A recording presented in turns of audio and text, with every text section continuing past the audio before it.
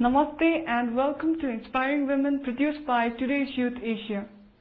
Inspiring Women television show is an attempt to bring successful women and inspiring stories on women leadership from around the world. My name is Sabina and today with us we have Ms. Rujata Diwekar.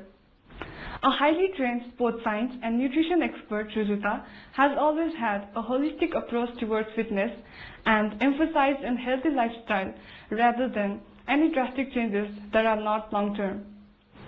She did her BSc in Industrial Chemistry from Rujata College in 1998 and PG in Sports Science and Nutrition from SNDT College in 1999.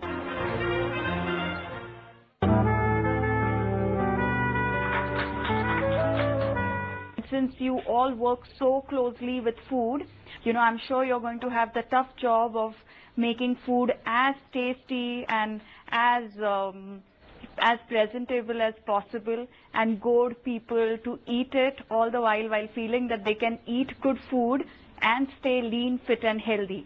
So I think that there's a lot that we can really talk about and collaborate, because I'm one of the few nutritionists who believe that eating good food is essential to look good. You eat yummy to look yummy because you are what you eat. If you eat food which is not good to taste, if you eat food in a place where the lighting is not right, the plates are not right, where it's not served properly, where you're not very happy about the way the food has been served, where the emotions of the person who's cooking food was actually somewhere else and not invested in the food that they were cooking, then it actually makes a difference to the way you're looking. So that is something that, that's my line of thought, and I would actually like to know how you think about it. So from this interaction, I guess there's a lot that I can gain, because you guys are the food makers, right? Yes. And, I probably represent an industry where, you have people who, a weight loss industry is actually looked upon as an anti-food industry. They say that you should not eat food.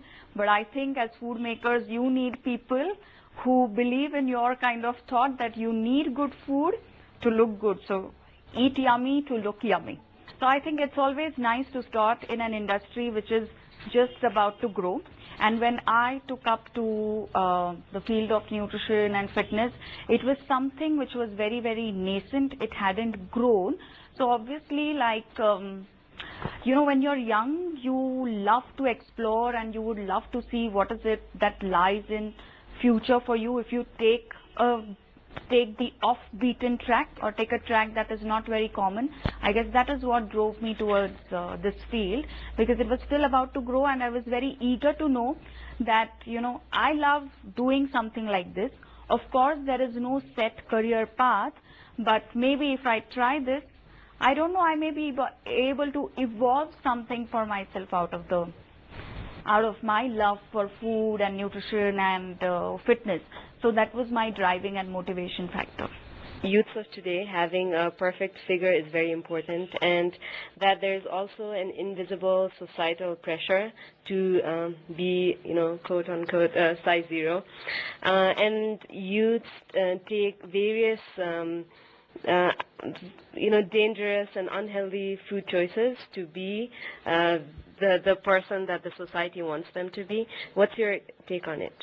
We need to be able to create an environment where we are able to challenge almost every belief that the society has. Whether it is about how we should be leading our lives or what kind of governments we should have or what kind of education we should be going through, and even what kind of food we should be eating and how we should be looking.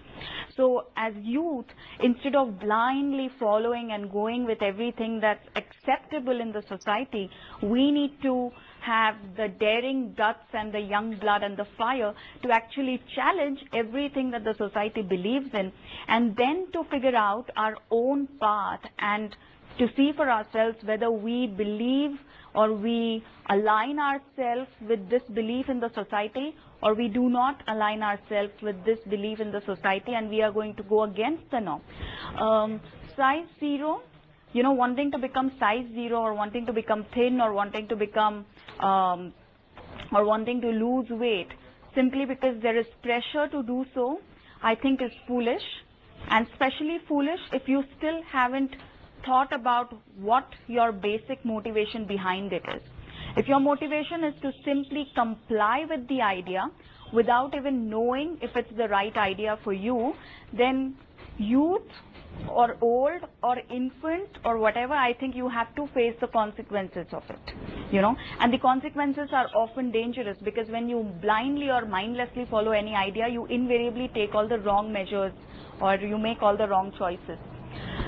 So that's really my take, that if you want to get fit, first understand if it's even worth your time. Do you want to be fit, and do you want to be size 0 because it's going to help you lead a better life, or you want to be size 0 simply to gain more acceptance in the society? So that would really be my advice to the youth, is that not just your ideas about size 0, but ideas about even what is appropriate dressing, what is the appropriate age to get married, what's the appropriate age to have children. Every single idea has to be questioned. Due to mass use of insecticides and pesticides, vegetables and fruits have been highly degraded, which causes a lot of chronic disease nowadays. So as a nutritionist, advise people about it. In our environment, everything is good or bad in totality. If it's good for the body, it's also good for the environment, it's good for the markets, it's good for everybody involved. If it's bad for the body, it's also bad for the market, it's bad for the people who are cooking it, it's bad for the Mother Earth, it's bad for everybody involved. So I think as a nutritionist, yes, I can keep saying that, try and have food which is free of pesticides and free of chemicals, but I also understand that it's not as easy a process. So along with the fitness industry, if we also have the hospitality, food and the hotel industry, which is also asking for food, and it's happening at a few places, there are restaurants which only make food that's organically grown. There is a market for food which is responsible, and as customers and as nutritionists and as people who understand about food, I think we should insist for that kind of food, and we should probably also work on growing food which is free of pesticides and insecticides. I don't know if it's happening a lot in Nepal, but back in India, we have a lot of women whose hormonal issues are spiraling out of control. We have in the last 5 to 10 years women who have issues with almost everything that's hormonal, right from the time of getting their periods to, having a lot of hair on their faces. So, they feel like they're converting into men. They're having a tough time getting pregnant. So everything that's related to their hormones is going for a toss. And the reason is largely two. One is the use of insecticides and pesticides in our food, and the other one is the use of plastic in our kitchens. Because as India gets more global and more cool and more all of those things, we are letting go of all of our steel and copper and brass vessels, and we are bringing in a whole lot of plastic containers. And along with the plastic containers, what comes in are all the plastic byproducts which get mixed with the food.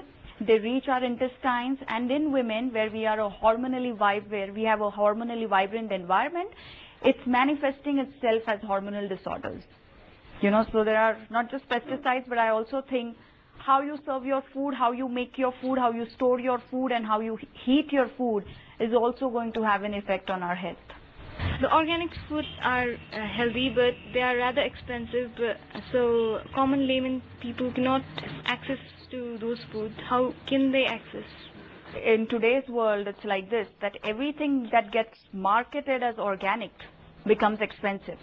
There are a lot of farmers, even right now in Nepal, who must be growing food which is absolutely organic. But they don't have the marketing brains to project their food as organic food. So they'll end up selling it at a price which is much lower than what they can demand. Okay. They also don't have the wow factor to the food. So I think you can grow organic food and you can buy organic food by identifying where you can source your organic food from. So if it's for personal consumption, or even if it's for something which is, going to be for commercial use, you will need to look at sourcing your food from the right place, and you can source your food from a place which doesn't use chemicals and fertilizers or anything which is harmful for the food. I really like your quote, eat yummy and be yummy. Like, I love pani puri. It's a kind of junk food. So does your quote apply in the food also, that eat yummy and be yummy? Because pani puri is not supposed to be a healthy food. Eat yummy and be yummy. When I mean yummy, I mean beyond excitement. There are foods which excite our senses. Pani puri is one of them. And then there are foods which are beyond, which provide us joy, comfort and sense of security. I know this for a fact, that when any Indian travels abroad and when they come back home, they don't want pani puri. We also love our pani puri. They want dal bhat, So that's the food which not just provides pleasure to the senses, but also provides a sense of comfort, a sense of security and a sense of nourishment. When I talk about eating food that's yummy, I talk about eating food that's truly yummy and which can provide joy, and not just which provides excitement. Okay? So where does pani puri come? That is something which you have to judge. If while eating pani puri there is something within you which says, wow, this is great to taste, but I can't be doing this for every meal, or I can't be doing this every single day, it's your wisdom speaking. You have to listen to that wisdom, and then you can eat that pani puri once a week or once in a while and still look yummy if you are eating food which provides comfort, security and nourishment most of the times during the week. So there is no need to do away from food which excites us, but we can't constantly be eating food which is giving us excitement. We need to eat food which gives us a sense of security and calmness. From my friends who've lost a lot of weight from being obese to the size they are now, they said that they were starting to eat every 2 hours.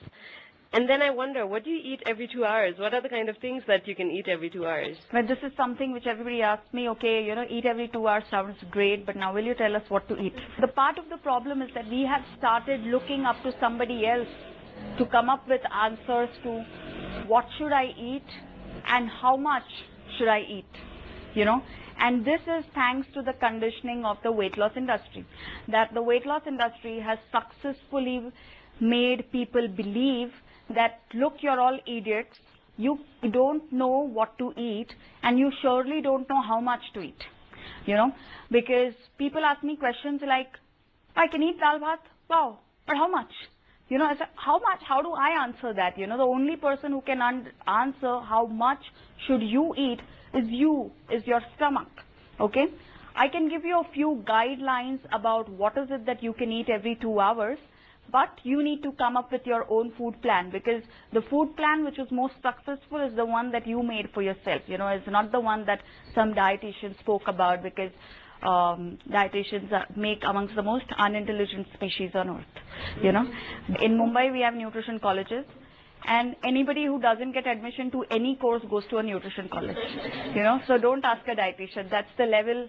They are rejects from everywhere else. But I'll give you a few guidelines. Number 1, eat food that's local. Okay, eat food which grows very close to where you stay. That's 1. Number 2, eat food which appeals to your taste buds. Okay, don't eat food which they say is healthy. There are all your excretory organs, everything rebels against you, but you feel they say it's healthy, so let me try it. So don't go by what they say, go by what you say, because you are the most important person on earth. Okay? And the third thing is that plan for your food, because there is almost nothing that you can achieve without planning. I'm sure you've heard of this. If you fail to plan, you plan to fail. Right? So if you fail to plan for food, only then will you have questions like, but what should I eat? Because then you're leaving food to a chance. You're waiting to get hungry to start thinking, मैं अभी क्या खाऊं? And once you're very hungry, the one thing which will give up is your dimag. Your sense of intelligence, your reasoning ability and your analytical ability stops working when you're very, very hungry. So you have to be able to plan what is it that you're going to eat even before you get hungry. So you could start your day with a fruit, then you could go to any local breakfast, you can have some nuts in between, you can have lunch, then you can either repeat your lunch or you could have some nuts or fruit or dahi. You know, dahi is very popular, right, in Nepal? You know, there are stories where you put the matka like this and it doesn't come out. Correct? So you have such miraculous dahis here. Those are the kind of things which should find a daily place in your diet, because it's the most nutritious food ever, you know, and it's so good for the climate that you live in. Ma'am, there is two types of people. One is veg and one is non-veg. How you take them and how you suggest them? Well, I think, like I was talking about yesterday, that vegetarianism is based on a deeper philosophy of ahimsa. And ahimsa is about non-injury or not causing harm to anybody, including yourself. I do not ask my clients who traditionally have been eating non-vegetarian food to give up on non-veg, okay? And I do not ask my clients who have been traditionally vegetarian to start eating non-veg, because there is no truth in this belief that to get protein you have to start eating non-veg, okay? But in our kind of cultures, in India, in Nepal, what happens is, if you're eating meat, you sometimes get so blinded by the taste of the preparation, because we are from cultures where our cuisines are very, very well developed. You know, we know exactly how to give the tadka, for how long should we heat the oil, when should we put with spice, how long should we marinate things, when should we put the curry, if there is dahi going in, exactly how much do you want the dahi to be fermented and stuff. So we have mastered our cuisines. And once you start eating meat in a preparation which is like a curry or even, you know, a local preparation where you eat it with rice, there is always a temptation to not eat the shark or the vegetable. Or there is always a temptation to not eat anything at all if there is no non-veg made at home. Okay? So to those people, I often encourage them to have a more wholesome meal. You know? So I don't think there is anything wrong in eating meat, but there is something wrong in not eating a wholesome meal.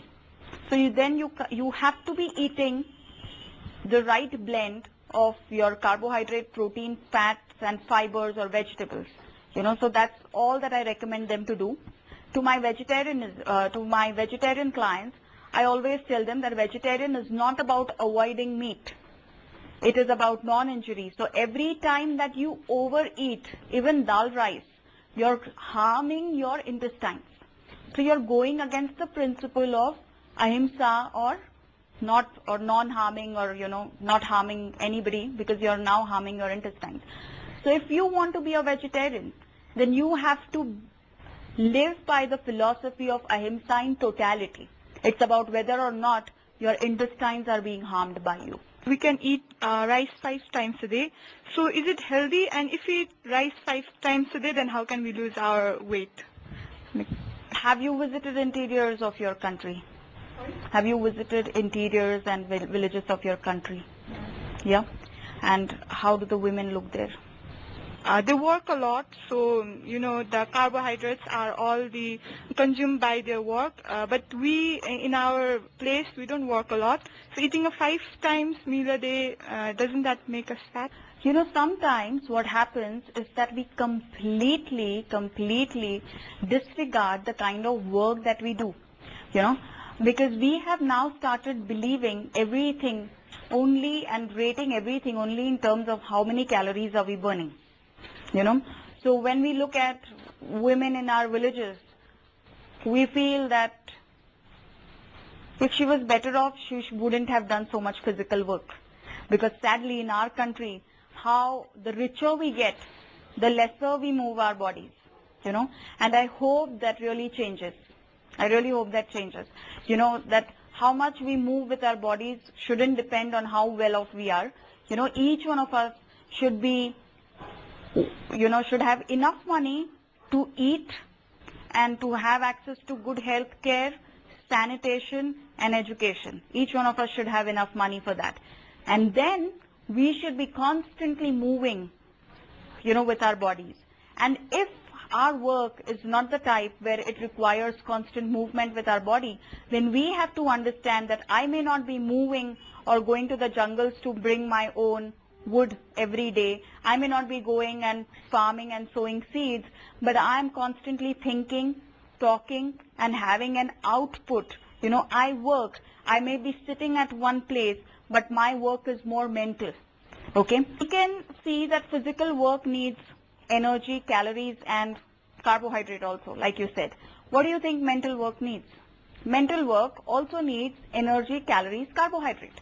Because without energy, calorie, carbohydrate, there cannot be any output. There cannot be any constructive output. Then there will only be toxicity. Toxicity of the body, toxicity of the mind. Having said that, how much should you eat every 5 times will depend on your activity, and your activity, when I talk about your activity, I mean your mental activity. And to deal with all of that lot effortlessly, while keeping that smile on your face and the glow in your cheeks and the sensibilities in your head, you will need food and energy and carbohydrate. And you will need the wisdom about when to eat and when to stop eating. That is something that nobody can teach you. When should I, eat 5 times, fine, but how much should I eat? That is something nobody can teach you. That is something you have to learn every day. And every day you need a different amount. Because some days you need to eat this much rice, some days you need to eat this much rice, and another day you may need to eat this much rice. And on all days, you should have the confidence to eat exactly as much as your stomach needs. So mental activity needs food, nourishment, calories, and carbohydrate too. Fasting and feasting, not eating anything for a long time and then eating a lot, is a well-known factor and a well-documented process of getting very fat. That is what happens to people who work mentally. Because when they eat a biscuit or when they eat a tiny piece of chocolate, they don't register that activity as an activity of eating. So just be aware of the fact that you're eating and start eating versus disguising your eating as a party or as just something that you ate with coffee or biscuits or whatever. So be confident, fearless enough to eat. And now the question, is it okay to eat sugar or is it okay to have, what do I eat, sugar or sugar-free? There's a very easy answer. Any girl who looks fit is eating sugar. Any girl who looks, or any guy who looks fit, energetic and calm and enthusiastic is eating regular sugar. Anybody who looks dull, tired and flabby is having sugar substitutes. Okay? Because again, sugar substitute is another mask. Your tea or coffee, things which really where we like are sugars. We don't have our coffee or tea like the people in the West or in other cultures where they do it without anything at all. We like to boil our chai patti. When we avoid our sugar, what we have to do is start eating the biscuit. So we are over a period of time turning into fools where we say that sugar agar mujhe dikhai dega, if I can see my teaspoon, if I can see sugar, I will not put it in. But if you disguise it and put it in the biscuit, then I have no problems, I'll eat it. So we should not be like that about our food. We should accept sugar. If you look at the Ayurvedic culture, sugar is one of the panchamrits. Okay, panchamrits, which means that if you do it in the right amount and if it's a part of your regular diet, it will help you lead a longer, better and a more fulfilling life. If you start avoiding it mindlessly, then it is going to harm you. A sugar substitute is a chemical that our enzymes and the molecules on the tongue don't even recognize. So because they don't recognize it, as soon as you eat anything with a sweetener, your body will tell your brain to demand something which is high in calories. And the high calorie food is going to be loaded with sugar. So you are going to want a biscuit or a pastry or, one of those things right after your tea or coffee which was sugar free. So no, eat your sugar, love your sugar, accept your sugar in your life with open arms. Don't push your sugar away and then, because then sugar finds a way to enter your life but disguise.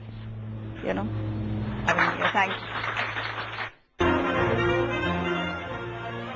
With this, we've come to the end of today's show. We look forward to your feedback. Our email address is utya@gmail.com.